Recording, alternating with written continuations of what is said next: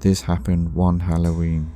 My elderly uncle had been living on his own for the past 2 years since my aunt died, and had gotten a bit of a reputation for being a bit grumpy and bad-tempered in the neighbourhood. I knew he hated kids knocking on the door for Halloween, so I made a handmade note for him saying no trick-or-treaters and stuck it in his window. I left him early Halloween night, confident he wouldn't be disturbed, but I was wrong. My uncle told me it started with the doorbell ringing every 5 minutes, which he ignored at first, but when it continued, he opened the door. A gang of 5 youths stood staring back at him, their faces covered with masks. He told them to stop ringing the doorbell and that he wasn't interested in trick or treat before slamming the door shut. The rest of the evening passed by quietly, and it looked as though the no trick or treat sign in the window had worked. But just before midnight, my uncle said he heard more knocking on the door and the sound of youths laughing and shouting trick or treat.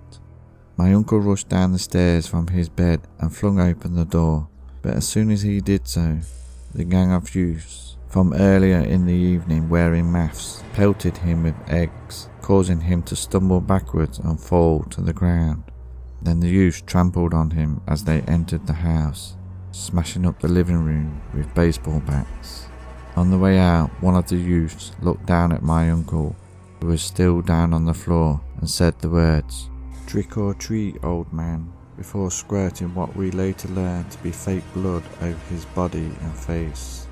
My uncle now lives in an old people's home where he is safe from vicious attacks like that, but he still gets anxious around the holidays, especially Halloween. I always did trick-or-treating with my parents and younger siblings, and sometimes my best friend Todd would come along. But this Halloween I said I didn't want to go, as I felt I was getting too old for the whole trick-or-treat thing. But Todd suggested we do it on our own, without my parents and baby brother and sister. I didn't really want to, but Todd kept bugging me, so I reluctantly agreed that this would be the last time. I wouldn't be doing this next year. I put on a Jason mask and Todd dressed up as Freddy Krueger. We knocked on a few doors and got some candy, but after a while I started to get bored and told Todd I think we should call it a night. But he wanted more candy, and I agreed to do a few more houses. The next door we knocked on, a man in his mid-20s answered. He commented on how cool we looked and asked if we were horror film fans. Todd said we were, and the man asked us in, saying he had a huge collection of props and memorabilia we could look at. Todd entered the house straight away, but I wasn't so sure. It didn't feel right. But then Todd called me to follow him in, so reluctantly I did. The house was dark and lit with candles. We followed the man to a basement door, which was locked. The man unlocked the door with a key that hung around his neck. We followed the man down some steps. My heart was pounding. I half expected to find a dark, empty basement, and it was all just a trap to get us down there. But when the man flicked on the light, there was a huge collection of horror memorabilia and props that covered the walls. I felt quite relieved that the man was telling the truth, and some of the stuff he had was pretty cool. But there were also some things that were quite disturbing, like torture equipment. As the man stood talking to Todd, I slowly walked away from them, looking at the things on the wall, which mainly consisted of statues and posters. But then I came to an ominous looking metal door. It had a peephole on it, so I slowly moved my eye towards it. To my horror, I saw a woman sitting on a chair under a spotlight. She was all tied up in chains and her mouth was gagged. She looked as though she had blood trickling down her face. My heart started pounding and my head began to spin, wondering what I should do. I walked over to the man and Todd as calmly as I could. Todd asked me if I thought the collection was cool. I said yes, but we should go now. The man looked at me suspiciously. I turned and began to make my way up the stairs. Todd told me to wait but I quickened my steps until I knew I was safe back outside the house. Todd followed soon after. He asked what the hell was wrong with me. I told him what I saw. We agreed to tell my parents, and they rang the police. We later found out from the police that the woman tied up in the dark room was a dummy, a replica prop from some movie, but I could have sworn I saw her move.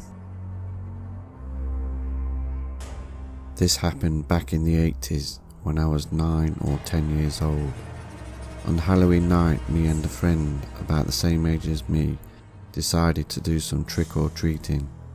We couldn't afford any costumes, so we just stuck a bedsheet over our heads and cut out some holes for our eyes. After a few houses, we had already managed to fill our pockets with candy, but we thought we'd knock on a few more doors. The next house we came to looked a bit of a mess. The front garden was overgrown, full of rubbish and car parts.